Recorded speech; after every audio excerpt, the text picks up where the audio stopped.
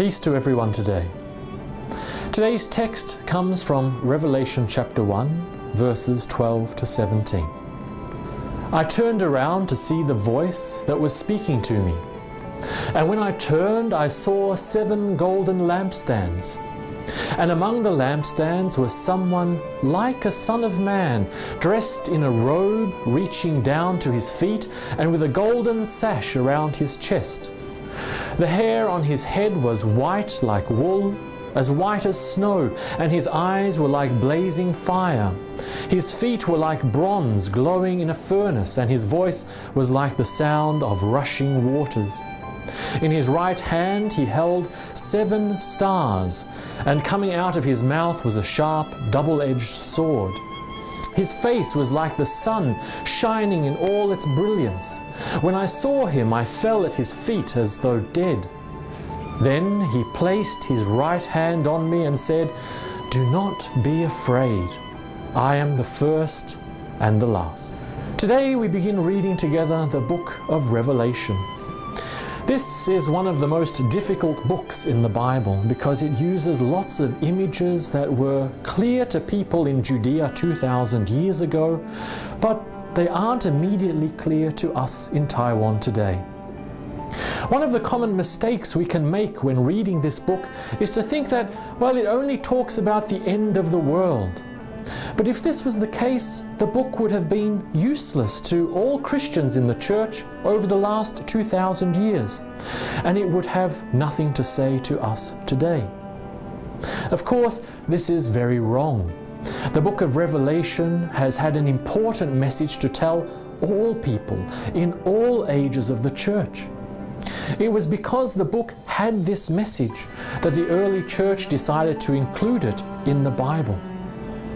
But what is that message? To put it simply, the message of the book of Revelation is that Jesus Christ is our Lord and our God. And not just our Lord and God, but the Lord and God of the whole world. In this world, there will be political leaders who want us to believe that they are our lords and masters, but we Christians can never accept this type of thinking. In the early years of the church, the Roman Empire was ruled by the Emperor Domitian.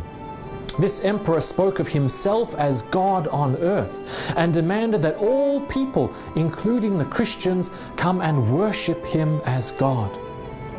Of course, this is something that the Christians refused to do, and because of their faith, many Christians were killed. Domitian also had a young son, but he died very young. After his death, Domitian printed a new coin with a picture of his son sitting like a ruler on top of the world and controlling the 7 stars that determined the fate and happiness of all people. When people saw this coin, the message was clear. Domitian is the divine father, and his dead son still rules as a god from beyond the grave, controlling the lives of all people. So all people in the empire must worship them. But for John and the Christians, Domitian and his son were false gods, distracting us from God the Father and his true Son, Jesus Christ. For John, Christ is the true God. Christ is the one who holds those 7 stars in his hands. Christ is the one who protects and rules. In this world, there will always be rulers who pretend to be divine, who demand the worship and the loyalty of people.